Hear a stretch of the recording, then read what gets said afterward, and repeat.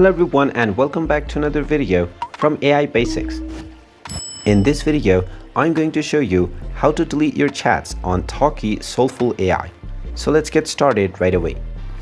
In order to delete your chats, first of all, go ahead and open up the Talkie Soulful AI application on your device and log into your account if you haven't done so already using your login credentials. Now, once you are logged into your account, you will directly be shown various different options or characters that you can chat with. This is because you are in the Discover menu.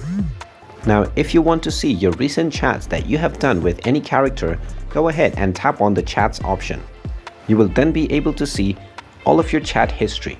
In order to delete any chat, simply long press on the chat and you will find the delete button. Go ahead and tap on it and this chat will immediately be deleted. You can do this with any chat and tap on the delete button, and this will immediately delete the chat that you selected on the Talkie Soulful AI application. And there you have it. That is how easy it is to delete your chats on Talkie Soulful AI. If you find this video helpful, make sure you hit that like button and subscribe to our channel if you haven't done so already. Also ring that notification bell to never miss another update from us. Thank you for watching and I will see you again in the next video.